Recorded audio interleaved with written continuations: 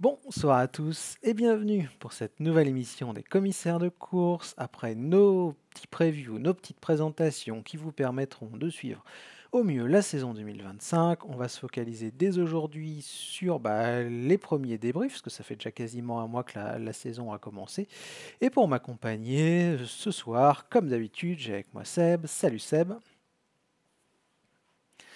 Alors Seb, on va se focaliser un petit peu sur quelque chose de différent. Comme je l'ai dit, je vais vous donner le sommaire. On a choisi un petit peu des sujets qu'on avait envie de traiter, parce qu'il s'est passé tellement de choses que c'est pas forcément évident de trier. Mais voilà, on voulait parler d'Astana, parce qu'il y a quand même quelque chose qui se passe, du AE, de sa domination. Un petit point sur le système des cartons jaunes, et forcément, on va revenir sur ce qui a marqué l'actualité de ces derniers jours. C'est toute la polémique qu'il y a eu autour de l'étoile de Bessèges. Mais Seb, pour commencer, on avait fait le preview avec Oui, Alex de la formation Astana. Et ce qu'on espérait pour eux, c'est finalement produit pour l'instant. Astana vraiment impressionnante. oui, alors, bon, en même temps, c'est toujours difficile parce que moi, j'étais quand même optimiste, mais comme par rapport au transfert, tout ça, enfin, ceux qui voudront réécouter pourront réécouter la pastille là, avec l'ami Alex, on l'avait fait pendant les vacances, juste avant Noël, il me semble, et on était quand même, oui, optimiste. Après, c'est vrai qu'en même temps, il y a le principe de réalité, enfin voilà, donc optimiste parce qu'il y a eu beaucoup de recrues. Et puis, on avait des échos aussi quand même, hein, avec, on a vu les déclarations, de Vinokourov et cetera. Donc, on sentait qu'il y avait une évolution au niveau de la gestion, des courses, du calendrier, des points, voilà. Et bon, en même temps, on avait des craintes aussi, c'était contradictoire, mais c'est souvent le cas, des craintes parce que, on restait sur des années compliquées avec les 2 dernières. Mais, bon, ils ont bien exploité, alors il y avait une préoccupation quand même, par rapport parce que le Down Under était pas quand même génial pour eux, donc voilà. Mais après il y a eu, en Australie, la Cadel Evans où, je crois que c'est Gate qui finit deuxième, donc des gros points qui étaient un peu quand même inattendus.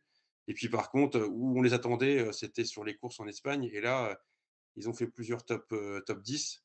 Enfin, des fois, il y en avait 3 dans le top 10, plusieurs coureurs et notamment Champoussin, Scaroni qui a tourné autour de la victoire, même des coureurs là qui étaient déjà présents, comme, alors il y a Scaroni, mais il y avait aussi Charmic qui avait fait une saison, Mais vraiment justement, assez Seb, est-ce pourrie. qu'on n'a pas retrouvé ce qui faisait la force de l'équipe Astana? C'est-à-dire que même sans avoir la meilleure équipe sur le papier, ce tempérament d'attaquant, de gagneur qui faisait avant, enfin, il y a encore quelques années, pas mal d'années d'ailleurs, qu'ils étaient quasiment dans tous les coups, que c'était des vrais tueurs. Et comme tu le dis, c'est symbolisé par le fait qu'on retrouve plusieurs coureurs à chaque fois dans les top 10 des courses.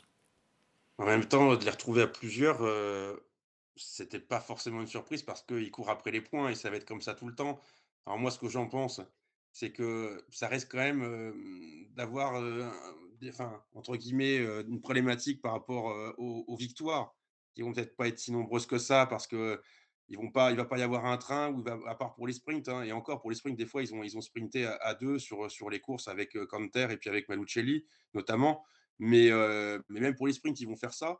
Ils vont sprinter à plusieurs. Et puis sur les autres courses, c'est pareil. Je pense que la tactique, et on l'avait présenté aussi, c'est ne pas prendre la course en main, peut-être envoyer des coureurs devant aussi, mais surtout faire enfin, avoir quand même plusieurs coureurs, plusieurs cartes.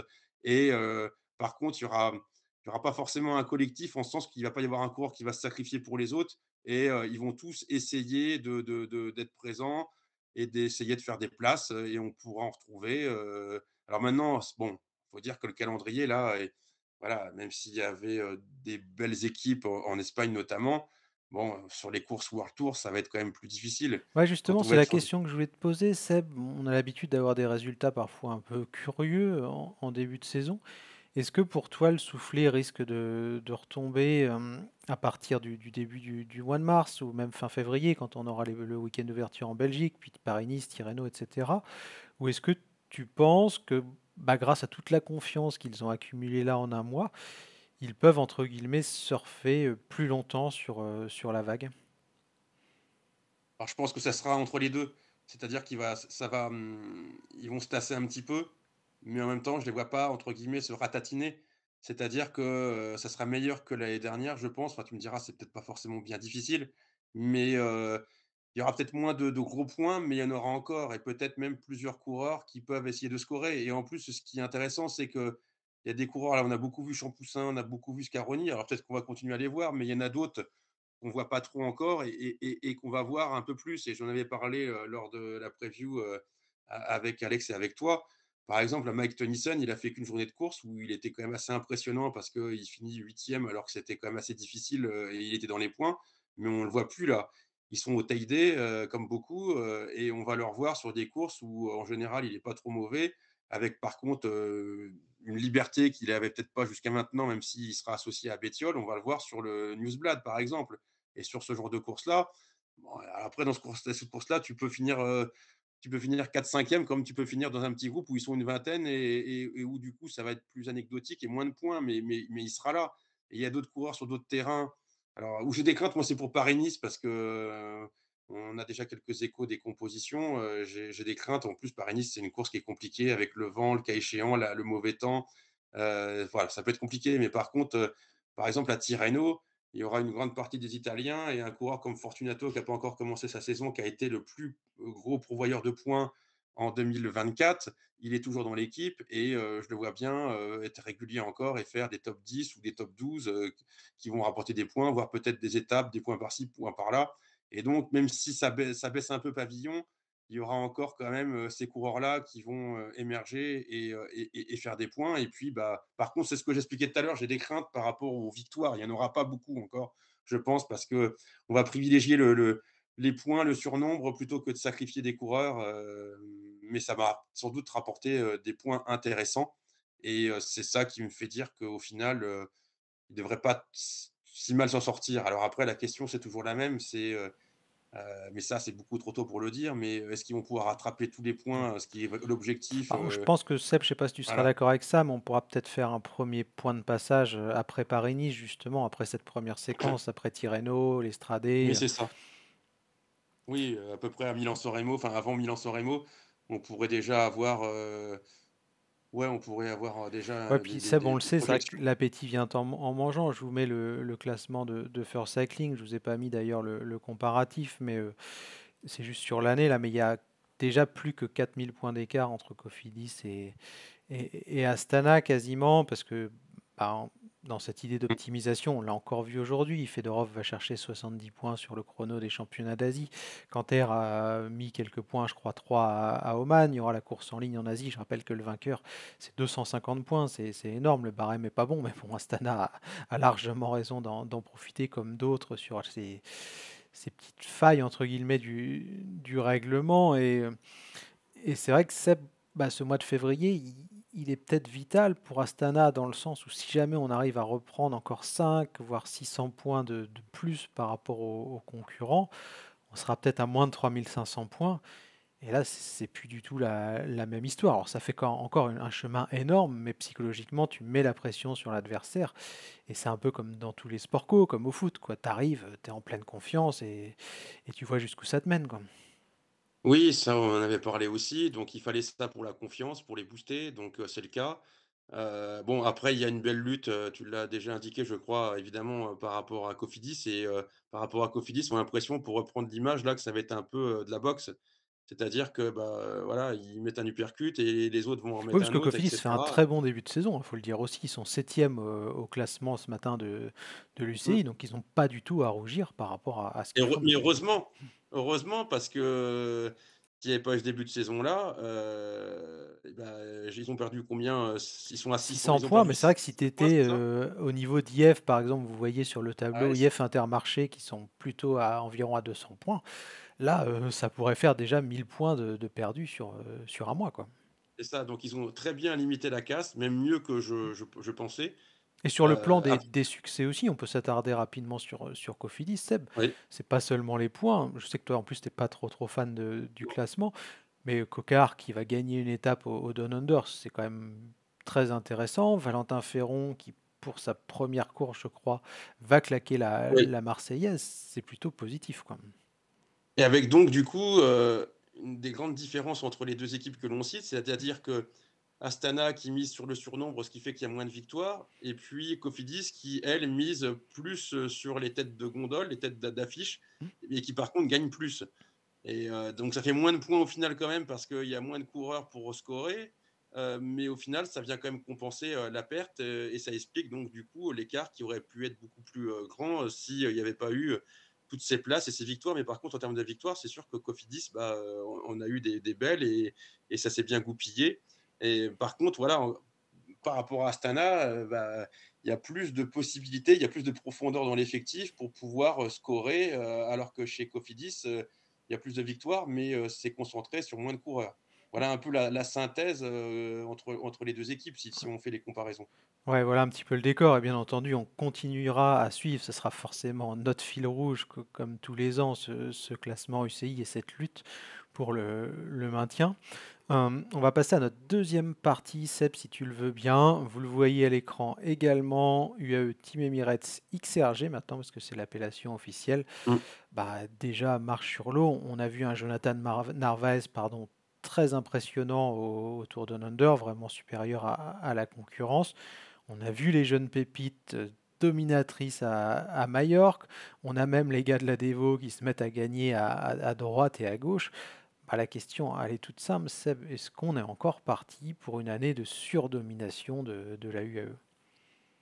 Ouais, c'est bien parti pour, et en même temps, ça aurait pu être, ça fait bizarre de dire ça, mais ça aurait pu être mieux encore parce que Almeida, qui, a mal joué quand même parce qu'il était quand même costaud, mais il a des problèmes de placement, qui se fait battre, au général, par Buitrago à Buitrago, Valence, hein. voilà. Donc Yates là qui est battu par Gaudu sur le Tour d'Oman qui est en cours, qui doit se terminer demain. Donc bon, soit ils gagnent, soit ils tournent autour, mais ils auraient pu encore gagner davantage. Mais en tout cas, puis leur force, c'est le fait que, bah, ça tourne quoi, c'est jamais les mêmes coureurs, hein. Tu dis tout à l'heure en Espagne, tu avais le front avec, Morgado et puis avec, Jan Christen. Voilà, tu avais l'autre front, avec, sur l'Australie avec, Avec Narvaez Narvaez, et Vine, ouais. et encore il était que sur, le Down Under et pas sur la Cadel. Oui, parce qu'il est Mais parti lui, gagner son championnat national en plus, après. voilà, et puis bon, on va le revoir bientôt, et Reprise puis, à Murcie, hein, je crois que j'ai vu sur une start list, hein. ouais, je crois. Donc oui, c'est pas étonnant, mais ils auraient même pu faire encore mieux, quoi. Alors bon, mais c'est déjà pas mal en effet. Et Et puis le ils grand sont, chef n'est pas là en plus, Seb, encore. ouais, mais il va pas tarder à arriver. Ouais. Il il arrive, et puis même quand il court pas, on a des nouvelles pratiquement au quotidien. Donc bah tu vois, quand tu me parles de Pogacar avec Narvaez, bon, on le voit arriver gros comme une maison. Alors est-ce que pour autant ça se concrétisera? J'en sais rien, mais plusieurs fois déjà, et je suis pas le seul évidemment à en parler. Enfin, j'ai hâte. On va voir quand même des choses qui risquent de faire mal au niveau de Milan-San Remo, parce que Pogacar catapulté entre guillemets par Narvaez. Bon, peut-être que c'est ce qui va pouvoir faire la différence, parce que c'est quand même avant tout pour cette. Il n'est pas là que pour ça, Narvaez. Mais on a bien vu comment ça s'est passé l'année dernière, que, voilà, dans les confrontations qu'il a pu avoir, où il était pratiquement un des seuls à avoir battu Pogacar à la régulière sur le Giro, pour la première étape notamment.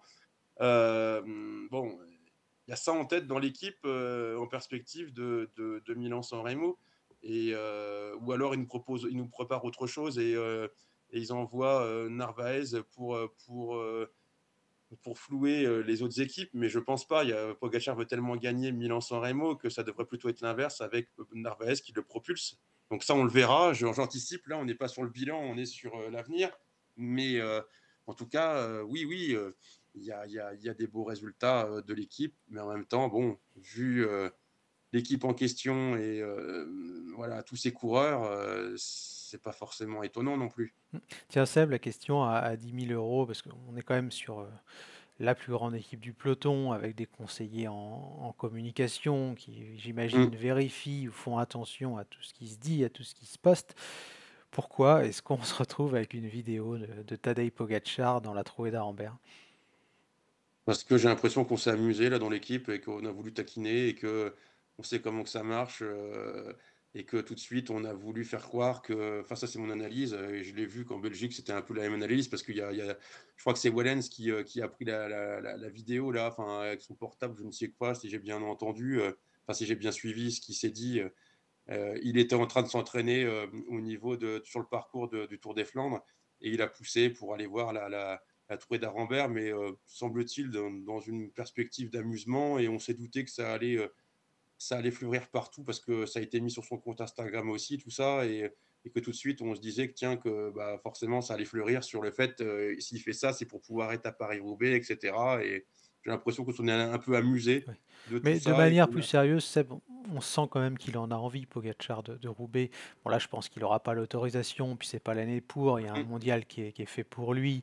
Il y a aussi cette perspective de doubler Tour et Vuelta, mais il ira, Pogacar, à Roubaix, c'est quasiment Bah sûr. oui, bah, il ira parce que même si c'était il y a longtemps, il y en a qui l'ont déjà fait. On se rappelle de Bernard Hinault, mais même si il avait dit qu'il ne retournerait plus, il avait quand même réussi. Et puis, enfin, plus que ça, c'est le fait qu'il va avoir les 5 monuments. Donc voilà. Et quand on l'a vu là par la vidéo, enfin, j'avais réagi comme ça entre nous. euh, il était pas mal sur les pavés hein, avec son beau vélo, hein, parce il est beau son vélo quand même, faut le dire. Mais ça fait pas tout, mais quand même. Et ouais, il était bien sur les pavés plats de la trouée. Et ça avançait bien, et il avait quand même de la puissance. Et donc, pour le coup, tout ça, bah, c'est des. Oui, même s'il fait que 66 kilos, etc. Voilà, en Belgique, on s'interrogeait en disant mais il n'est pas assez puissant face à Van Der Poel, etc. Et il y a un ancien vainqueur qui s'appelle Knaven, qui faisait 68 kilos, qui avait gagné une année particulière parce que c'était en 2001 où il y a eu la pluie, la flotte, etc. Et il y en avait eu de partout, mais il avait gagné. Donc le poids, évidemment que ça compte. Oui, puis Seb, Il faut être peut-être que puissant, l'année mais où il visera le Paris-Roubaix, ce sera peut-être une année où il y aura peut-être pas de Tour de France au programme. Donc peut-être qu'en termes il le fera. de poids, il montera un petit peu plus haut, peut-être 2-3 kilos de plus pour être plus performant dans ce fameux rapport poids-puissance sur les pavés. Peut-être une année qui sera plus concentrée sur des classiques. Et puis il a une telle marge de toute façon sur certaines courses que bah, Mais c'est sur les sûr. pavés, en montée, il a fait voir qu'il était alors, Oui, on en l'a vu plus, au Tour des Flandres des hein, Flandres. déjà, hein. Et sur le plat, on l'a vu sur le Tour de France aussi. Il y a eu, des années, il n'y a pas si longtemps que ça là, où, ça avait failli tourner à la déconfiture, pour l'équipe, Jumbo. À l'époque, c'était Jumbo et lui, il était parti devant. Il n'avait pas pu faire des écarts, énormes et cetera, mais il s'était amusé et ça y avait plus et il avait été performant et alors et j'ai l'impression que ça soit sec, que ça soit pas sec, ou et j'ai l'impression même que si c'était plus dégueulasse, alors il y a le risque de chute et c'est sûr que ça pourrait handicaper pour la suite. Mais il se comporte bien sur un vélo. Donc ça se trouve, il serait même plus content que ça soit un temps pourri, que même si Oui, c'est parce que pas la un. seule contrainte finalement, et on va finir là-dessus, c'est sur Pogacar et UAE, c'est le risque de chute. C'est pour ça qu'on ne le Ah met bah pas oui. sur Roubaix. S'il n'y avait pas cette spécificité, entre guillemets, il y serait déjà depuis longtemps, je pense. Oui, oui, oui, c'est ça qui fait peur. Ah, après, il y a un deuxième truc quand même qui fait un peu peur, enfin, c'est pas une peur, une crainte, mais il y a des Belges là qui ont. Maintenant, il y a Florent Vermersch qui est dans l'équipe. Il faut qu'il laisse un peu aussi pour les autres aussi. Parce que Oui. s'il va à Paris-Roubaix, Bah, c'est alors qu'il y certainement aussi pour ça, Seb, qu'il n'a pas fait le Tour d'Espagne l'an dernier, parce qu'il l'aurait gagné, clairement, enfin, sauf a. Ouais, incident, hein. mais pour revenir là, à Paris-Roubaix, alors, il va laisser quoi comme place à Politte, à Vermersch, qui sont des coureurs qui ont fini deuxième de Paris-Roubaix et qui visent cette course-là et qui n'ont pas beaucoup de chances de victoire ou de course où ils vont avoir les libertés. Donc, faut jouer, enfin, ils sont Oui, obligés il de faut un faire peu de avec ça aussi. diplomatie, quoi. Et donc, mais il le fera, c'est sûr. Et on voit bien, ça le titille. Et par contre, bah, faut trouver, pas cette année, mais très rapidement, parce qu'en plus, bah, il voudra gagner encore une fois les 5 monuments. Et bon, alors, je suis comme un peu tout le monde. Je me dis que c'est pas Paris-Roubaix qui va peut-être être le plus compliqué pour gagner, Oui, même je pense si que peut-être Milan-San Remo sera un petit peu Milan-San plus. Remo, même si ça se trouve, il nous fera démentir cette année. Bah, Vraiment, disons qu'on va pas revenir là-dessus, parce que c'est vrai qu'en plus on a la même analyse pour supprimer ce facteur incertain de San Remo. Bah, plus tu pars tôt et moins tu as de chances de te faire contrer, quoi, si tu as fait le ménage avant. Mais enfin bref, on va pas retourner ils vont là-dessus. le faire. Ouais. Ils vont le faire On a puisqu'il faut plus ou moins la monter. même analyse en plus, bah, même à Faut 100% qu'il la monte, même analyse. il faut qu'il monte la Cipressa. Il l'avait déjà dit l'année dernière, sauf ils l'ont pas fait. Mais ils veulent monter la Cipressa. Ils l'ont dit, les déclarations, parce que des fois, ils cachent pas tout, hein. Ils veulent le monter en moins de 9 minutes. Parce qu'en moins de 9 minutes, bah, pour le coup, il y en a qui vont passer par la trappe. Alors le problème, c'est qu'après, il y a la descente et que ça peut revenir un petit peu. Et puis que bah, faut pas. si tu attaques dans la Cipressa là, et que tu fais en moins de 9 minutes, etc., il faut quand même continuer à rouler dans la descente pour pas qu'après ça revienne derrière et que ça continue à être difficile et d'avoir encore de la main-d'œuvre pour le Poggio. Bon, là, peut-être qu'ils l'auront avec Narvaez, donc Ouais, on ça verra devrait être ça. C'est attaqué. pas le sujet. C'est vrai qu'on va se. Puis on est intarissables tous les deux. C'est bon. En plus, dès qu'on parle de tactique Il ne faut pas lancer sur là-dessus. Milan-San Remo, donc on va passer à nos cartons jaunes. En plus, ça te plaît moins, donc ça devrait aller Ouais, un c'est petit vrai. peu plus vite. Alors, on s'était dit qu'on en parlerait un petit peu quand même parce que c'est la nouveauté.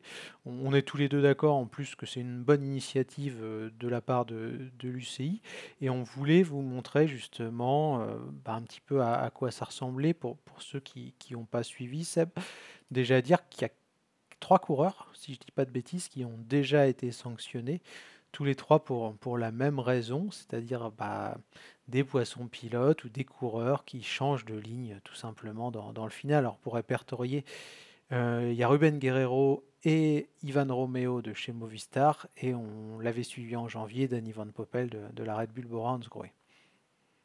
Oui, combien de fois on en Les a autres sont parlé de des ça aussi. assistants, si vous ne connaissez pas les noms ou du staff. Oui, oui, mais bon, il en faut aussi pour les assistants aussi, parce que, mais oui, Qu'on bon, blâmera pas là-dessus, parce que souvent ils font ce qu'on leur dit en plus, donc bon, globalement. oui, voilà. Après, bah, ouais, enfin, évidemment, je vais pas être original et c'est utile. C'est utile parce que, notamment pour Oui, les parce qu'il y en changements a de marre, ligne. hein, pas pour le spectacle, mais en termes de sécurité, c'est tellement dangereux, Seb. Avant de Poppel, là, ouais, c'était quand même flagrant. Et puis, Puis enfin, c'est combien il y a eu comment d'exemples? dirais-je, c'est un geste antisportif aussi. On parle de fautes techniques ou d'antisportif dans certains sports co. Là, c'est pareil, quoi. Le but, c'est clairement de gêner un petit peu les autres, quoi. Bah, il y en a qui sont un petit peu malins pour que ce soit moins visible, et puis des fois dans le feu de l'action, et ils peuvent pas être malins. Et comme Van Poppel, ça m'a marqué ça en début d'année. Bon, après, ce qui m'avait marqué aussi, il y avait pas eu. Alors, c'était pour d'autres raisons, ça, mais au Tour d'Espagne l'année dernière, là, l'équipe Décathlon, quand il y avait eu la mésaventure avec Carapaz, ils avaient eu des cartons jaunes eux aussi. C'était Ouais, mais déjà. c'était à c'était- titre Oui, indicatif, hein, oui, ouais, l'an oui, c'était passé, hein. expérimental. Enfin, c'était pas encore expérimental, non, c'était oui, c'était indicatif.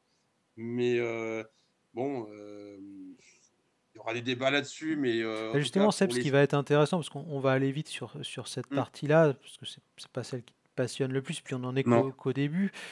Déjà, ce qu'on attend, nous, c'est de voir un peu comment ça va fonctionner. Puis on va pas être dur avec l'UCI, parce que eux, j'imagine qu'ils sont un peu comme tous les suiveurs. Ils ont mis quelque chose en place. Alors, ça sera pas parfait, hein, il n'y a pas de surprise à dire ça, et c'est pas du tout une critique, loin de là. Et j'imagine qu'il y aura des ajustements. On va être tous là à regarder un petit peu, est-ce que ça fonctionne, est-ce que ça a un impact, est-ce que les sanctions sont assez C'est fortes ça. ou est-ce que c'est un petit peu trop laxiste. C'est ça qu'on va voir, Seb, parce que si je vous détaille un petit peu la réglementation pour que vous ayez une idée de la manière dont ça va se passer. Donc c'est en anglais, donc je vais traduire pour ceux Hmm. qui ne parlent pas anglais. Si on a 2 cartons jaunes durant une course d'un jour ou une course par étape, donc on va zapper la course d'un jour, ça paraît peu probable. Disqualification donc de toutes les courses, ou suspension plutôt, pendant une période de 7 jours qui débute le jour qui suit la réception du deuxième carton jaune. Alors ça, on demande à voir, parce que clairement, si vous finissez le down under avec 2 cartons jaunes, vous avez pas prévu de courir après. On pense notamment à une équipe qui n'aurait pas fait la Cadel Evans. Le gars, il s'en fout un petit peu. Hmm. Alors ça sera peut-être à voir aussi au niveau de l'UCI, ça peut-être avoir un calendrier prévisionnel et que ça débute justement au début de la course qui était prévue à la suite du programme ou à la course UCI suivante, peut-être une amélioration. Bref, on verra. La deuxième partie, donc 3 cartons jaunes dans une période de 30 jours, ça équivaut à 14 jours de suspension, donc là c'est quand même un petit peu plus costaud. Et enfin, 6 cartons jaunes en un an, c'est 30 jours. Et là, il y a une précision, Seb, parce que tu te souviens, on avait fait une petite émission et on avait une incertitude par rapport au côté roulant ou pas des décisions. Et Hmm. l'UCI a apporté justement une précision par rapport à ça. Ça sera 6 cartons jaunes sur une période de 52 semaines roulantes. Donc, c'est-à-dire que les cartons ne seront pas, comment dirais-je, annulés en fin de saison. Si jamais vous avez D'accord. 5 cartons entre juillet et octobre, il faut se tenir à carreau, en gros, Seb, jusqu'en juillet d'après. Et ça, c'est quelque chose, je trouve, je sais pas, quel est Ouais. ton avis, qui va dans le bon sens, parce Oui. qu'on peut pas se laver les mains en fin de saison de Ah ce oui, qu'on a sinon fait, ça quoi. veut dire que tu te dis, il y a un droit de tirage, quoi. Ça veut dire que tu as pas épuisé tes cartons jaunes, c'est la fin de saison, tu peux y aller, quoi et tu te fais plaisir. Ça va pas être Oui. comme ça, mais Te dire: «Allez, mais dernière course, je m'en fous, de toute heu, façon ça comptera pas» et hop, voilà et on repart à zéro. Là, au moins, oui, c'est pas mal, c'est pas mal du tout. Bon après, comme tu dis, comment ça ouais, va être faut voir, hein, appliqué clairement. comment ça va être appliqué? Après, il y a Puis toujours on 20 espère, on situations parle là beaucoup du pour, foot en ce moment, Seb, je sais pas si tu suis un petit peu ouais. les débats sur l'uniformité de l'arbitrage. Ce qu'on espère aussi, c'est qu'on n'ait pas les mêmes problématiques dans le vélo, que les commissaires aient été bien briefés et qu'on n'ait pas à situation égale des sanctions Mmh. différentes, c'est-à-dire un carton pour l'un et pas pour l'autre, quoi. Oui, bien évidemment, même si bon, à mon avis, enfin comme enfin on est sur le caractère humain, il y aura forcément des fois peut-être, ça sera peut-être à géométrie variable, mais c'est vrai qu'il faudrait plutôt éviter. Alors après, par contre, il y a toujours les mêmes situations. L'année dernière, je m'en souviens, il y avait 20 situations à peu près. Il y avait, donc ça, il y a pas eu de nouveauté là-dessus. Il y en a toujours Oui, oui, les c'est cas toujours les mêmes. J'ai pas regardé, mais c'est plus ou moins les mêmes. d'accord. Mais bon, après, c'est vrai que j'ai pas travaillé le sujet et faudra que je regarde tout ça, mais c'est toujours pareil, Oui, puis Seb, ce qu'on disait en introduction de ce petit débat, on va surtout suivre l'évolution, on va voir c'est si ça. ça a un impact ou pas, parce que si à la fin de saison, il n'y a aucun coureur qui atteint la limite et qu'on a toujours autant de comportements Mmh. problématiques dans les sprints, c'est-à-dire que peut-être faudra durcir un peu ou changer. Et j'avais une dernière question sur ce débat-là avant qu'on aille sur notre gros morceau, l'étoile de Mmh. Bessèges. Je crois qu'on en a parlé d'ailleurs sur notre converse un petit peu Facebook des commissaires. Je vois une équipe comme Movistar qui prend 2 cartons, en l'espace d'une semaine, certes sur 2 courses différentes. Est-ce qu'il ne faudrait pas aussi pour l'UCI, alors pas tout de suite, et encore une fois je le dis et je le répète parce que c'est important, c'est pas une critique, mais quand on voit ça, est-ce qu'il ne faudrait pas, c'est peut-être à partir de la saison prochaine, aller sanctionner aussi les équipes? Parce que si c'est jamais les mêmes mecs, du coup ils s'en tirent tous un petit peu tranquillement. Bah, grosso modo, pour résumer mon point de vue, est-ce qu'à partir de 3-4 cartons jaunes par équipe, il ne faudrait pas là aussi taper un petit peu du poing sur la table? Bah, je pense que si, mais la question c'est est-ce qu'on veut aller jusque-là? Est-ce qu'on on aura la volonté de le faire? C'est toujours pareil. Je pense que bon, c'est un peu faut se laisser le temps de voir comme tu dis, c'est expérimental tout ça, donc faut se rendre compte et voir s'il y a eu beaucoup de cas et surtout si ça a dissuadé, parce que c'est quand même ça l'objectif Oui, plutôt parce que que d'être, oui, le but, c'est pas de sanctionner, on d'être l'avait dit, hein, préventif. ouais. C'est d'être préventif pour éviter que ça se produise, Oui, tout à plutôt que fait, d'être ouais. dans le répressif et ça, faudra voir, si on arrivera au résultat. Parce que si on a toujours autant de cas et comme tu dis, il y aura forcément obligation et qu'il y a toujours autant de mésaventures comme pour le sprint ou, des comportements là, où on respecte rien, bah, il faudra se poser des questions et sans doute revoir la copie. Donc, mais ça, on ne sait pas encore et on va se rendre compte, mais bon, c'est encore trop tôt pour le dire, bien évidemment. Donc on Mais verra, ouais, bon, tout on va pas ça, se plaindre on va ouais. pas se plaindre et des fois on tape aussi, hein, Ouais, des fois, on est un peu dur avec l'UCI, mais là, voilà. c'est vrai qu'il faut reconnaître qu'on Donc est ça, il faut ouais. leur reconnaître que c'est positif. Ouais, ça va dans le bon sens. En plus, ils ont même mis un système de suivi. À la base, on s'était dit aussi que ça serait peut-être compliqué de savoir où on en est, qui a un carton, qui a pas de carton. Et là, franchement, c'est aussi à mettre à leur crédit quand ils nous mettent des outils Oui. à disposition pour pouvoir justement parler de ces sujets sans avoir à chercher partout qui a un carton, qui en a pas. C'est plutôt cool. Donc, merci à eux à ce niveau-là, clairement. Notre gros sujet, Seb, de l'émission, c'est l'étoile de Bessèges. Bah, avant de lancer un petit peu le débat, puis ça va être intéressant parce qu'on n'a pas forcément non plus exactement le même point de vue sur le sujet. J'aimerais bien que tu plantes le décor bah, pour ceux qui n'auraient pas suivi, parce que c'est vrai qu'on peut ne pas avoir suivi ce qui s'est passé ce week-end lors de l'étoile de Bessèges. Oui, bah, il y a eu, alors moi je l'ai pas vu en direct, mais je l'ai revu après. Alors, oui, il y a eu des voitures en contresens là, enfin à 2 jours consécutifs. C'était jeudi, et vendredi, mais il y a pas eu que ça aussi parce que je crois, mais ça je l'ai pas vu non plus en direct, il y a eu Des aussi des camions hein, mal garés, enfin, c'était puis assez même quand la même. gendarmerie, une moto qui est passée, tout proche, du peloton où ça a failli être Donc catastrophique. il y a eu un caractère répétitif d'incidents avant cette fameuse Sur tous les journée 2 Seb véhicules, de vendredi surtout où voilà. la moitié du peloton, en gros, après un nouvel incident, a décidé tout simplement, je dis la moitié, je grossis le trait, hein, je ne sais pas le Mmh. pourcentage exact, mais c'est pour donner un peu l'idée, mais en gros, ouais, la moitié du peloton a décidé tout simplement de quitter la course, parce que d'après justement les informations qui ont été recueillies, récoltées par les médias qui étaient sur place, ils auraient prévenu donc que bah, s'il se passait une nouvelle chose, c'était bye bye, on plie les gaules et on s'en va, quoi. Ouais, et puis dans les détails, il semblerait que, il y ait des personnes aussi, enfin les personnes là à qui c'est arrivé pour les automobilistes, il y a eu pour un des 2 cas, je sais plus si c'était celui-là du jeudi ou du vendredi, mais, il y a eu refus d'obtempérer 2 fois pour la même personne Oui, et puis on une le rappelle, troisième fois. les bénévoles, parce qu'il faut aussi rappeler que c'est des Mmh. bénévoles, c'est important, signaleurs, n'ont aucun pouvoir d'autorité. Et c'est bien normal, hein, d'ailleurs, parce que c'est pas des représentants justement de l'autorité. Donc s'il y a un moment, ils disent à une voiture, tu passes pas et qu'elle passe, bah, Ouais, et puis je à crois que part se mettre en travers, et on leur conseille vraiment, vraiment pas de de faire en ça et de fait, se on mettre en a danger, il n'y a rien, quoi. oui, mais, je crois que le deuxième jour, le vendredi, c'était quelqu'un qui habitait en plus à côté, qui est sorti de chez lui directement et qui a pris la route là avec où il y avait le rond-point. Donc là où pour le coup, voilà, il y a eu ça. Et puis il y a eu des vidéos que moi j'avais enfin que j'ai vues après, où tu as des vidéos de l'équipe, Unibet là où, eux-mêmes avec leur voiture à un rond-point, ils se sont mis devant pour empêcher qu'il y ait des voitures ou des camions, qui passent. Donc il y avait quand même beaucoup de choses, hein, qui au-delà des deux Puis situations, c'est vrai qu'il faut le dire aussi, c'est pas la première année où il y a des soucis sur l'étoile de Bessèges, hein. Quelle que soit alors leur l'année nature, dernière, on se souvient l'année de dernière, il y a l'histoire eu le des mouvement. ambulances, on se souvient aussi qu'il y a eu des fois des voitures un petit peu mal garées. Alors c'est pas la seule course, hein, bien Ouais. entendu, Il mais y c'est avait eu peut-être le ça alors aussi qui a joué, ce caractère répétitif d'année en année, quoi. oui, alors l'année dernière, c'était le truc, alors c'était le mouvement des agriculteurs, donc c'était autre chose. Après l'année d'avant, par contre, on en avait longuement parlé, je me rappelle, là, on l'avait fait un peu en live un midi.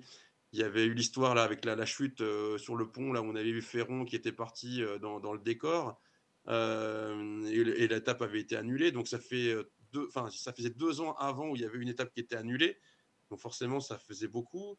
Donc oui, c'était pas, ça fait beaucoup d'éléments et comme tu dis, le jeudi, il y a eu, des réunions, avec les équipes et cetera et puis le matin aussi et les équipes, enfin la plupart avaient dit, d'ailleurs d'avant tout sur celles qui ont quitté par la suite le lendemain, c'était, bah, aujourd'hui là, ce qui s'est passé avec la voiture en contresens, tout ça, il faut pas que ça revienne sinon, demain on s'en va Oui, quoi voilà, c'était ça le et décor. Alors Seb, on va essayer de dépassionner le débat parce que on en a beaucoup parlé entre nous et c'est un peu mmh, notre souhait.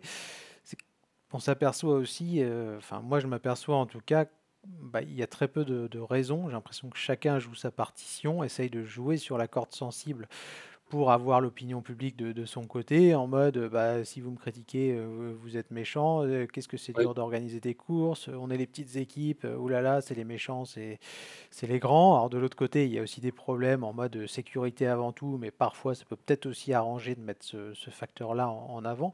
Bref, il y a l'impression qu'il y a Enfin, moi j'ai l'impression, Seb, et j'aimerais bien ton avis, qu'il y a surtout beaucoup d'opportunisme par rapport à ces situations où chacun voit midi à sa porte, qu'il y a clairement zéro solidarité dans le peloton, et que ce soit entre coureurs ou entre coureurs et organisateurs, parce qu'au final tout le monde est un petit peu dans le même bateau. S'il n'y a plus d'organisateurs, il n'y a plus de coureurs, parce qu'il n'y a plus de course, donc c'est quand même assez basique. Mais voilà, moi ce qui m'a gêné, Seb, et je voudrais ton avis, c'est que dès le départ, on s'est placé sur un plan émotionnel, alors que finalement, bah, cet incident, il aurait dû servir de point de départ, je trouve, bah, pour poser les choses, avoir une vraie discussion de fond sur la difficulté d'organiser une course, sur peut-être le manque de sensibilité après par rapport aux difficultés des organisateurs. Mais au lieu de ça, on a expliqué que bah, en gros, ceux qui sont partis, ils sont méchants, ils ne respectent pas les organisateurs, à la limite, Mmh. ils n'aiment pas le vélo. Et surtout, on est allé sur cette corde assez sensible, surtout en France, je trouve, du petit contre le gros, quoi. Oui, alors il y a beaucoup de choses, et c'est ce qui a engendré la cacophonie, un peu ambiante là et en effet, comme tu dis, ça a été de chaque côté, hein, parce que bon, moi je respecte, ce qui a pu être dit, mais de chaque côté parce que, voilà, après comme tu dis, il y avait des intérêts et qui étaient différents et chacun a un peu, été sur la défense de ses propres intérêts, que ce soit l'organisation, que ça soit les équipes peut-être qui partent aussi, que ça soit ceux qui restent et cetera. Donc ça fait un mélange qui était et on l'a bien vu, dans le média là qui avait fait le récit, pendant 1 heure là de ce qui s'est passé, où Sur ça allait Direct dans tous les Vélo, hein, sens. c'était très Voilà, intéressant d'ailleurs. c'est ça, où, ça aurait pu même exploser encore davantage quoi, parce que ça allait très mal entre certains coureurs et cetera et c'était assez, troublant de voir, comment ça pouvait partir dans les tours et cetera.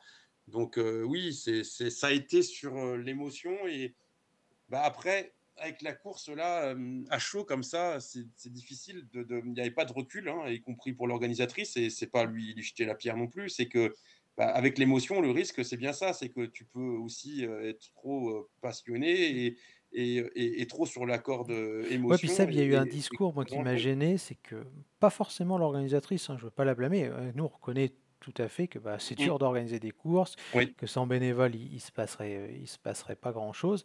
Mais voilà, pour moi, il y a un point qui doit quand même être assez clair, c'est que l'argument d'autorité, bah, enfin, moi, je trouve en tout cas qu'il est disqualifiant d'emblée, quoi. C'est pas parce qu'on fait qu'on n'est pas critiquable. Alors c'est louable d'organiser, mais voilà, on est tous potentiellement soumis à la critique. Nous, on fait des émissions, toi Seb, tu as un métier à côté. Si tu racontes Mmh. n'importe quoi, qu'un mec te critique, si c'est respectueux, tu vas pas lui dire, bah ouais, mais mon gars, moi je suis bénévole, donc bah, me critique pas, je dis ce que je veux, et c'est moi qui ai raison. Prenez une On a une comparaison. responsabilité. Ça s'appelle la responsabilité, Oui, c'est-à-dire voilà, que, c'est bah, ça. Et puis si ton quand tu boulanger, son pain, il est dégueulasse, tu vas pas lui, si tu lui dis qu'il est pas bon et qu'il dit bah t'as qu'à le faire, je pense que ça risque de pas très très bien se passer non plus. Donc oui, tu as entièrement raison. Tu as entièrement raison et alors c évidemment que c'est pas simple, tout ça, on va en parler après, mais en même temps, tu es organisateur d'une course, donc ça veut dire que tu dois la sécurité aux personnes, tu as des c'est des devoirs, tu as droits et des des devoirs, obligations. hein, c'est Voilà. Donc après, oui, ça veut pas dire qu'on va nier le fait que c'est que c'est pas enfin, que c'est pas compliqué, ça l'est, et on va peut-être en parler après dans les détails, mais et ces arguments qu'elle a pu développer, ils s'entendent, hein, bien évidemment. Voilà, mais en même temps, que ça soit une course amateur, que ça soit une course, comme l'Étoile de Bessèges ou une course plus huppée, alors certes, c'est pas les mêmes moyens et on peut pas raisonner comme à Esso qui veut privatiser tout ça et c'est réel et ce qui a été dit, mais il n'empêche que tu dois quand même la sécurité au niveau des coureurs, des équipes et que voilà, il faut que tu essayes d'anticiper et même si c'est compliqué, que tu n'as pas forcément beaucoup de budget. Et ça, des fois, ouais, il y avait un peu un côté. Alors, c'est facile de dire ça de là où je suis en disant c'est un peu amateur, etc. Parce que ça ne doit pas être évident, clairement. Mais tu es organisateur de course et d'une grande course et tu es obligé de respecter tout ça. Alors après, il y a la faute à pas de chance, il y a, mais quand ça, mais d'accord, ok, mais quand tu as plusieurs événements, et c'est pas facile ça a oui, puis il été n'y a pas que longuement ça, critiqué. c'est bon, on se souvient de la dernière étape aussi, en dehors de l'aspect sécuritaire, on perd le signal, les chronos sont pas bons à l'arrivée, il y a un décalage entre enfin, le chrono réel et le temps qui est affiché. Alors ça peut paraître être des détails, mais on a l'impression que c'est quand même assez amateur aussi dans la gestion du chronométrage ou la réalisation. Enfin, l'impression qu'il y a quand même beaucoup de choses qui sont compliquées à Elles Bessèges, ont quoi. été un peu, ça donne un peu d'être dépassé par les événements, voilà, après quand ça s'enquille mal, des fois, c'est difficile de remettre d'aplomb aussi. Et puis oui, ils ont un staff qui est pas évident, mais en même temps, ils organisent une course qui est retransmise à la télé. En même temps, c'est pas quand même pas la première fois qu'ils organisent cette course-là aussi, donc et d'ailleurs ils le disent. Bah oui, il y a des attentes. Il y a des attentes, c'est pas la petite course non plus du village, hein, faut pas se leurrer.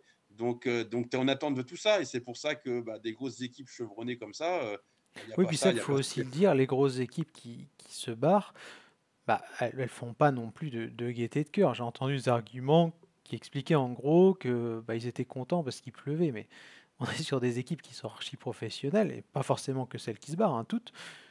Si elles ont planifié un programme de course avec 5 jours pour leur mmh, leader, parce qu'il faut des blocs de prépa pour arriver en mmh, forme sur X ou Y rendez-vous, c'est pas pour c'est se pas barrer 2 l'idéal. jours plus tard. C'est des plannings qui sont faits dès le mois d'octobre ou dès le mois de Oui, novembre.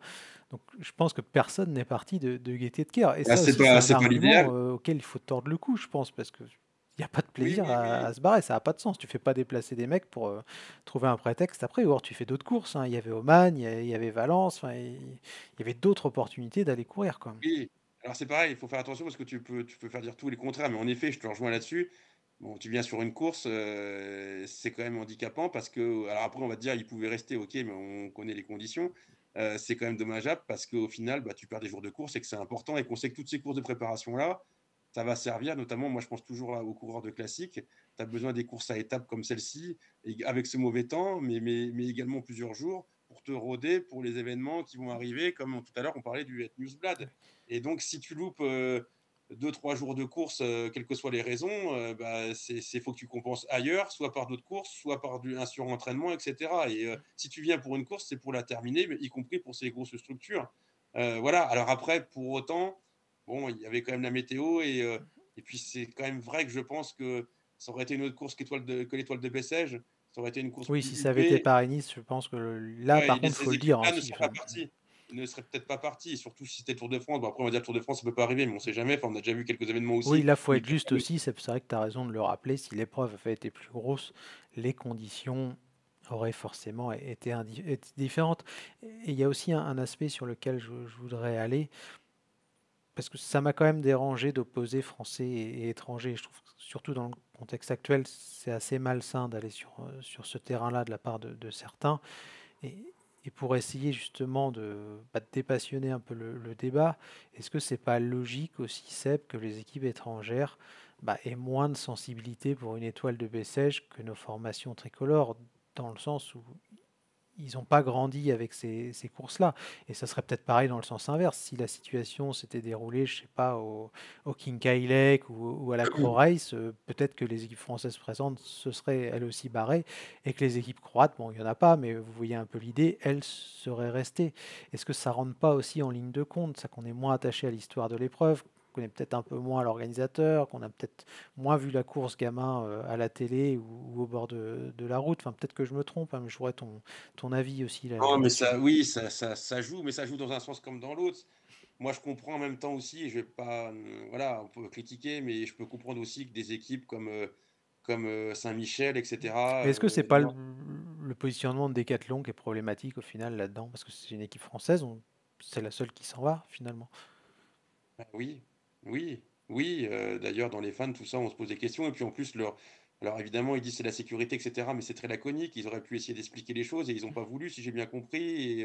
Et ils ont fait profil bas. Ils veulent pas du tout donner des éléments et c'est circulé. Il y a rien à voir par Est-ce rapport à que la c'est pas position. ça aussi qui est problématique? Tu le dis, il y a des communiqués qui sont assez laconiques d'une part et d'autre. Pourquoi Mm. est-ce qu'on va pas au fond des choses? Est-ce qu'on a tellement peur de se prendre un retour de bâton ou d'être critiqué sur X ou Y point qu'on en oublie d'être sincère, entre guillemets, sans être naïf non plus et vivre dans le monde des bisounours? Mais ça serait tellement simple sur des cas de figure comme ça d'aller expliquer pourquoi on est parti. Puis il y a peut-être des longs communiqués, mais qui poseraient les choses et ça forcerait justement tout le monde à aller ensuite sur le fond et à débattre des arguments plutôt que des émotions, quoi. Ah, il faut trouver le temps opportun et c'est pas facile. Est-ce que tu le fais à chaud ou tu le fais à froid? Si tu le fais à chaud, ça peut être Peut-être là, difficile. le lundi ou le. Ouais, mais en même temps, le soufflet est retombé, donc Puis les communicants sont de façon à froid, ils sont pas sur l'épreuve, donc les acteurs sont partis et ils sont partis sur autre chose, alors que pourtant il devrait y avoir, enfin,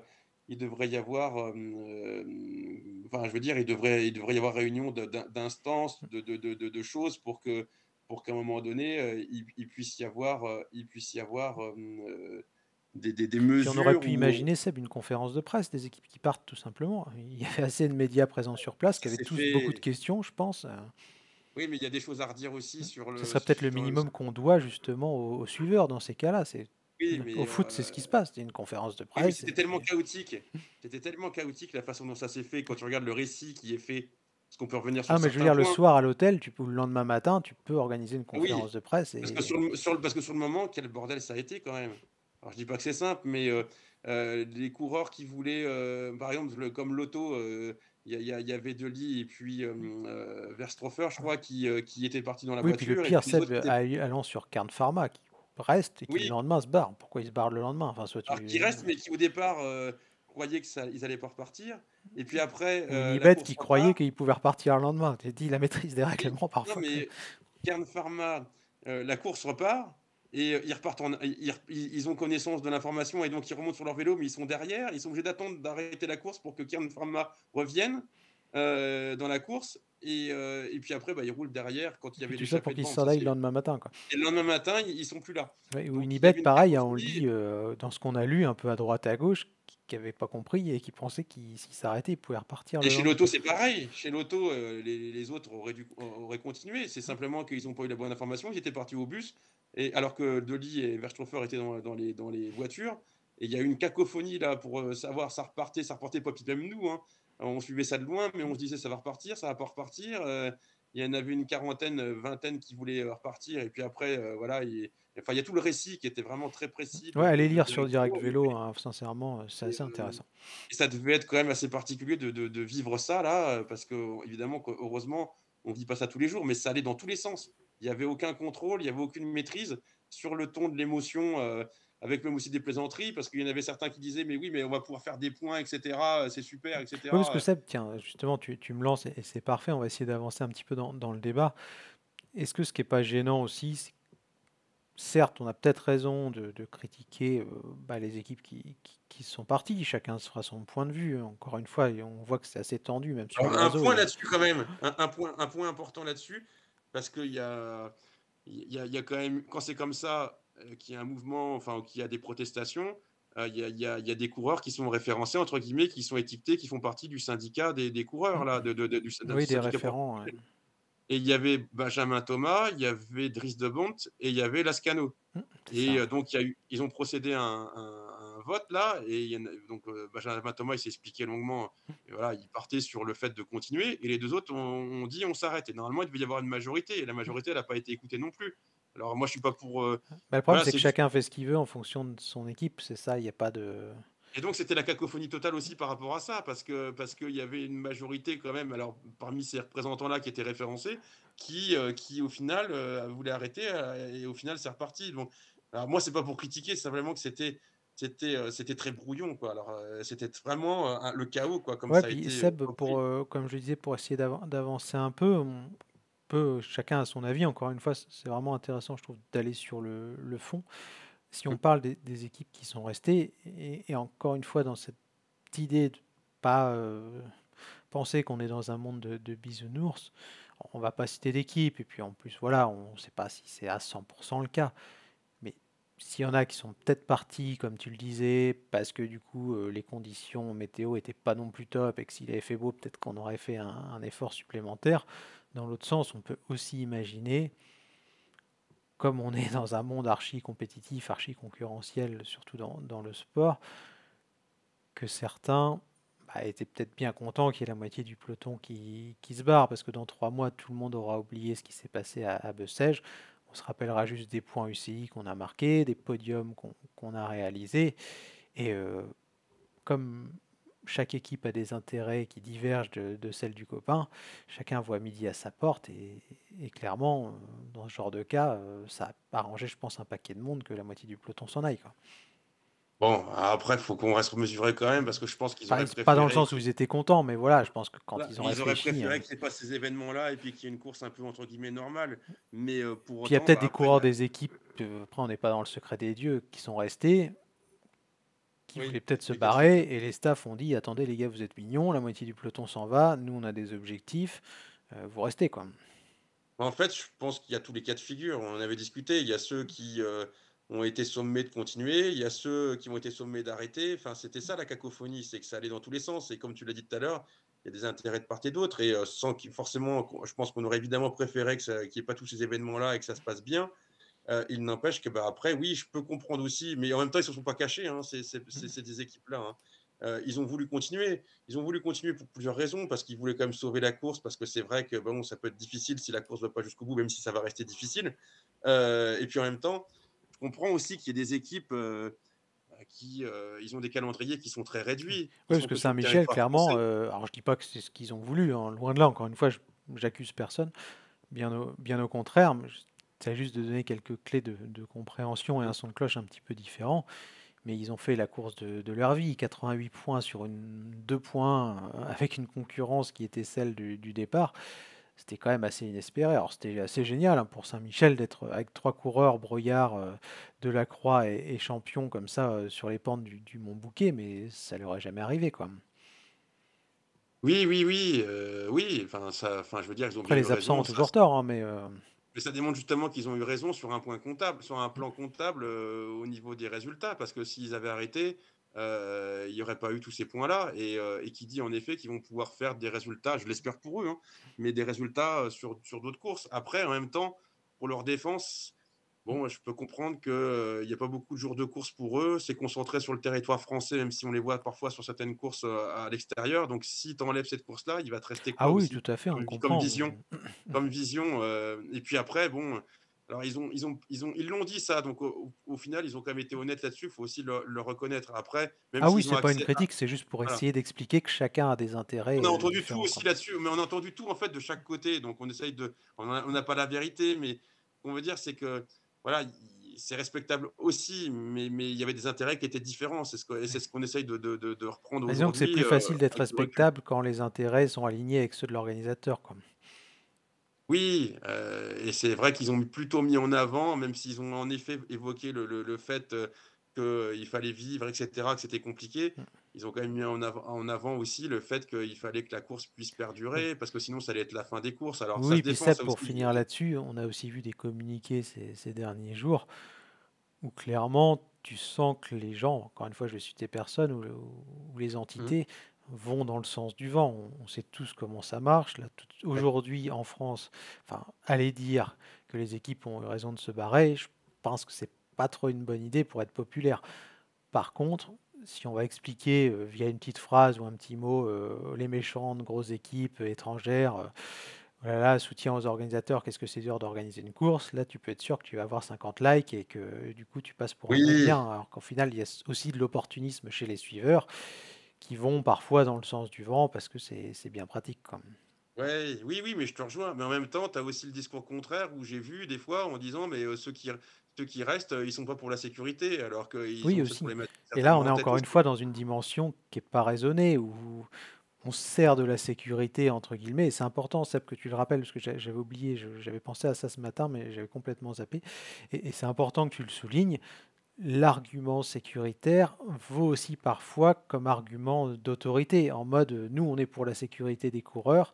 Mmh. Donc, en gros, si vous n'êtes pas d'accord avec nous, ça veut dire que vous êtes des cons et que s'il y a un mort sur le bord de la route, eh ben, ça sera de votre faute, quoi. Alors, j'exagère, je grossis le trait forcément parce que c'est ce qui permet aussi le débat, mais c'est confiscatoire de la même manière que de dire que voilà, tu donnes de ton temps, donc tu es incriticable, quoi. Il peut mettre les deux opinions dos à dos, je pense, non? Ce qui me gêne dans tout ça, enfin, et c'est pareil, je vais être comme toi, là, c'est-à-dire je vais être très généraliste, c'est qu'on voilà, il y a toujours on dit enfin, on va stigmatiser, on va dire: «Il y a les bons, il y a les méchants». Non, il y a des 2 côtés, il y a des arguments respectables et ça donne un peu ça, et on se renvoie la balle et Il y a pas les bons que d'un côté, ceux qui seraient restés ou les mauvais qui sont partis ou inversement. C'est bien plus compliqué que ça et comme tu disais tout à l'heure, ce qu'il faudrait, c'est dépasser ça et les intérêts et revenir, à la notion vraiment de sécurité en disant: «Bon, bah, maintenant, on recreuse des idées, on fait un Grenelle de la sécurité», pour reprendre des fois des Oui, termes parce qui que ont été les mêmes employés qui pour parlent d'autres de trucs. sécurité, Seb, sont aussi parfois les premiers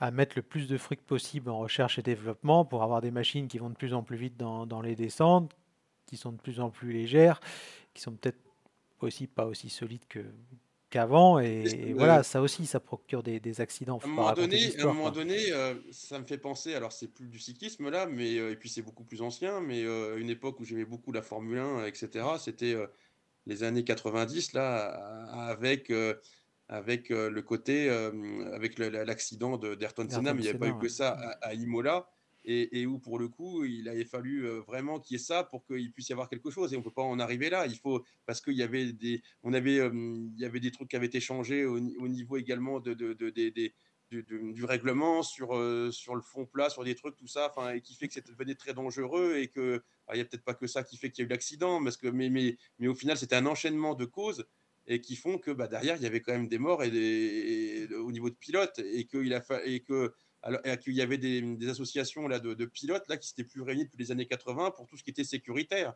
Et on avait continué le Grand Prix alors qu'on savait qu'il y avait des gens qui étaient passés de l'autre côté ou qu'il y en avait un qui était en train de lutter contre la vie, pour la vie et contre la mort. Donc il y a je ne veux pas faire le comparatif, mais je veux dire, faut pas non plus, attendre et il faut agir, et plutôt qu'après, oui, se renvoyer la balle pour dire: «Bah, nous, on est sécuritaire, vous, vous l'êtes pas. On a bien fait d'arrêter, vous avez pas bien fait d'arrêter» et cetera.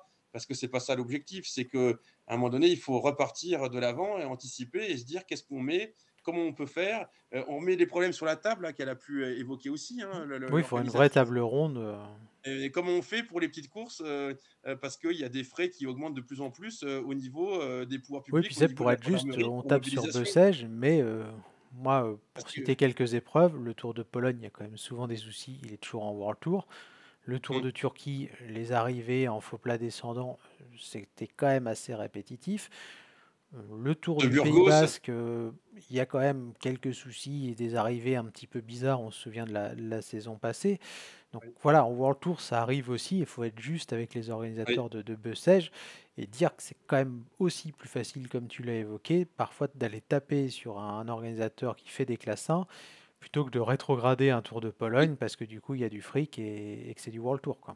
Oui, et puis bon, après, je suis d'accord aussi sur des arguments qui ont été utilisés par l'organisation par rapport au fait que, bah, ils peuvent pas tout maîtriser, mais en même temps, c'est une course professionnelle. Mais comment on fait, parce que c'est pareil, ça dépasse le cyclisme, c'est qu'il y a de plus en plus d'incivilité. On en parle combien de fois quand on fait du vélo, où, Oui, c'est assez le structurel malheureusement.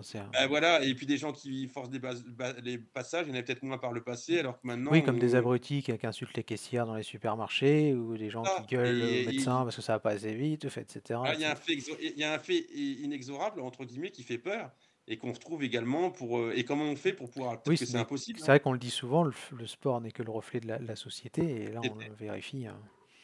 et donc bon, c'est un dos enfin, c'est immense quoi, Mm. c'est immense Ouais. le chantier. Pour finir, Seb, parce que quand même, bah, c'est toi qui nous a souligné ça tout à l'heure sur notre converse des commissaires. Alors, c'est pas Oui, officiel, donc on va prendre des pincettes, mais j'aimerais bien qu'on en touche un mot, parce que autant je peux quand même avoir un avis peut-être différent du tien sur voilà qui est en faute ou pas. D'ailleurs, c'est pas une question de faute, enfin, on n'est pas juge. ouais, voilà, mais autant là, je trouve quand même que si jamais, alors j'espère que c'est faux, hein, c'est sorti dans les médias belges, si Mmh. l'UCI va taper au portefeuille de Bessèges, là quand même on va trop loin. Enfin, autant, bon Bah, là, il y a eu un incident, pourquoi pas aider, mais il y a de l'argent à l'UCI, pourquoi il parle de 50 000 euros, c'est énorme pour un organisateur. Encore une fois, sous réserve que les chiffres soient bons. Mais si vraiment on veut aider, on accompagne. Ça sert à quoi d'aller oui, taper alors au peut-être que alors portefeuille s'ils peuvent pas, s'ils sont à 50 000 balles près et qu'ils organisent pas parce qu'il y a une amende? Enfin, c'est quoi l'intérêt là-dedans, à quoi? voir parce qu'il pourrait très bien aller sur cette voie que tu indiques là, qui serait intéressante, d'appui et cetera. Mais c'est vrai Oui, que dans les d'aide, médias belges d'approche, tu demandes tout ce qui a été fait, parce que j'imagine qu'en dehors des roadbooks, il y a des cahiers, il y a du suivi, etc. Peut-être que tu pourrais faire un audit et accompagner, et peut-être d'ailleurs que ça pourrait être général. Peut-être que Lucie pourrait avoir un département avec des anciens coureurs, peut-être des mmh, anciens organisateurs qui font justement des audits des cahiers des charges des différentes épreuves et qui les accompagnent vers plus de sécurité, leur dire sans juger, comme tu le disais, eh bien là, peut-être pas faire comme ça, là, cette solution-là, elle a été testée sur X courses, c'était peut-être plus pertinent, etc., etc., quoi. oui, ce serait plus approprié parce que évidemment que moi, c'est une course, Bessèges, je j'aime beaucoup et on avait cette discussion-là et après je Oui, vais puis elle fait revenir sur partie du l'information. patrimoine du cyclisme, Mais hein, oui, là-dessus, il n'y a et pas de... puis je peux comprendre tous les débats aussi. On l'a eu aussi, tu sais, sur, maintenant, il faudrait aller davantage encore sur les courses en circuit. Évidemment que c'est plus sécurisant, que ça coûte moins cher et cetera, mais en même temps, l'ADN du vélo, c'est vrai que si on a que des courses en circuit, c'est quand même pas non plus toujours génial. C'est pas les courses qu'on a connues par le passé. Ça veut pas dire non plus que c'est pas génial quand il y a mais que des courses en circuit. Bon, voilà, donc c'est pareil, il y a acheter, il y a à boire et à manger, mais faut pas que ça aille que dans un sens, quoi. Alors après, pour revenir à l'annonce, oui, si ça va sur parce qu'il y a une enquête et cetera qui alors j'ai peur que, voilà, après quand c'est chaud comme ça, il faut aussi, montrer l'exemple et taper du poing sur la table et peut-être, que ça va être un peu trop fort, Et j'ai puis peur que ce peut-être qu'il soit y a des ça peut-être. pressions aussi, à droite, à gauche. Et dire: «On est l'UCI» et on laisse pas passer et tirer, l'image, vers le Mais pour moi, haut et l'UCI, vraiment, j'espère qu'ils sortiront pas comme ça de la course. J'espère qu'ils feront preuve mmh, de hauteur, quoi. Je l'avais dit pour la Ligue par rapport aux dernières élections, par rapport à certains trucs qui se sont passés, j'avais trouvé que Xavier Jean avait fait preuve de vraiment beaucoup de hauteur de point de vue, et c'est ce qu'on attend de la part de nos dirigeants, je trouve, enfin, qu'ils soient au-dessus de la mêlée, et j'espère que l'UCI le sera, Seb, à ce niveau-là, qu'ils arrivent à, ouais, à prendre vraiment de la après hauteur, quoi. oui, parce que si un jour on arrive que et ça c'était les arguments qui étaient utilisés par l'organisation et les équipes et ça se défend aussi, si on arrive sur l'existence de grandes courses et qu'il y a plus ces courses-là, alors ça bon évidemment, il faut que ce soit sécurisé et qu'il y ait des garanties, mais si on a la perte de ces courses-là, ce qui des courses qui datent de enfin je sais plus, ça faisait combien d'années que ça existait, une cinquantaine d'années, c'est quand même navrant et désespérant, donc j'espère qu'on a cette vision-là aussi au niveau de l'UCI et qu'on va pas taper pour l'exemple et dire: «Bon, bah, OK, il y avait ça, On va mais se on faire la fait petite ça course pour l'exemple». française parce que comme ça. Voilà, et parce que là, déjà que, bon, c'était pas forcément évident et qu'à un moment donné, ils voulaient arrêter. Ils ont réussi quand même à tenir, coûte que coûte, même s'il y avait pas beaucoup de coureurs à l'arrivée, ils ont quand même été tenus jusqu'au bout. Et si par contre, il y a une, on sait que ça a été compliqué l'année dernière et pour être à l'équilibre parce qu'une journée, ils étaient vraiment en difficulté pour l'équilibre au niveau de l'organisation et ça a été dit. Les coûts là, au niveau de la gendarmerie, tout ça, bon, si on tape là à hauteur de ce qui peut être avancé, même s'il n'y a pas encore de décision et qu'il faut faire attention, c'est sûr que je pense que là, ça serait la fin pour cette course-là et que ça calmerait tout le monde. Et il ne faut pas oublier tous les bénévoles aussi derrière, parce Oui. que ça a été dit et c'est une réalité aussi. Et ces gens-là, même s'ils ne peuvent pas suppléer les forces de l'ordre, bon, ça me peine de voir ça aussi, forcément. Ouais, Mm. et ben, je pense que c'est un bon mot pour la fin. On va pouvoir clôturer cette, 1re émission qui a été assez longue, mais il y avait des choses à dire, notamment sur Bessèges. Ça fait une petite heure. On essaiera, on vous l'a dit avec Seb, de faire des petits points comme ça réguliers, de faire des previews. Je pense qu'on se donnera rendez-vous un petit peu pour peut-être les premières classiques et d'autres rendez-vous aussi. Il faut qu'on réfléchisse à tout ça avec les gars. En attendant, on vous souhaite une excellente soirée et on vous dit à très vite. Ciao! À bientôt, au revoir.